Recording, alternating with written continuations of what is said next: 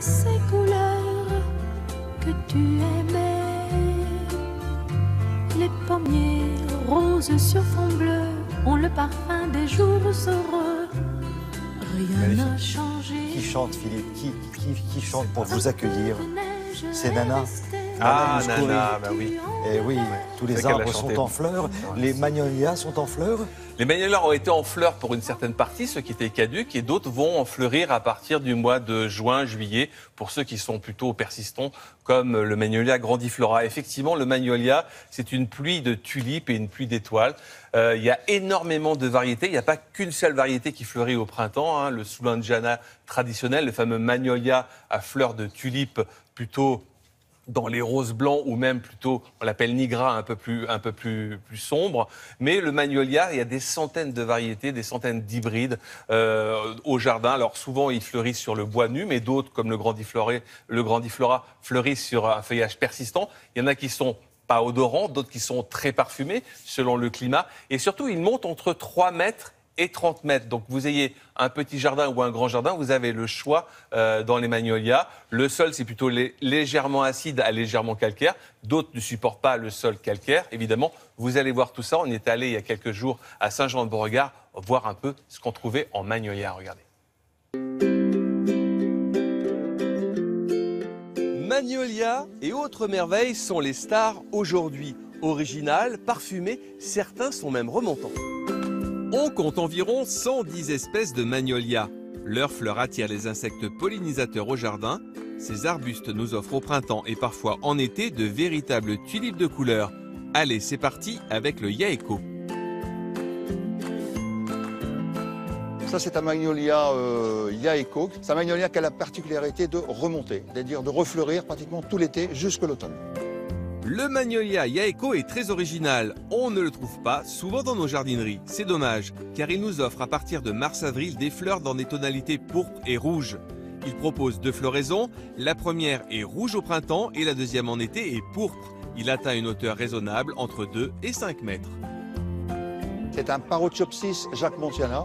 Donc c'est une plante de la famille des Amélis. C'est une plante qui ne demande pas de terrain calcaire. Une situation plutôt mi-ombre et avec une belle floraison jaune au milieu et une bractée blanche autour. Le Parotiopsis est un arbuste qui mériterait d'être plus connu. Des fleurs blanches, mais aussi un splendide feuillage qui prend de belles teintes écarlates en automne. Il résiste jusqu'à moins 15 degrés. C'est Magnolia Macpirouette. Donc c'est un magnolia avec une fleur blanche, avec beaucoup de pétales et parfumée. Ces fleurs double crème vous séduiront aussi par leur parfum subtil. Évitez de l'adopter dans des zones très pluvieuses. L'eau abîme ces précieuses fleurs. Un arbuste qui résiste au calcaire.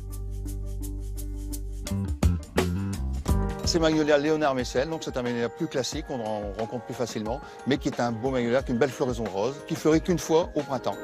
Ce magnolia est assez récent et vous séduira par une abondance de fleurs apparaissant dès la fin de l'hiver.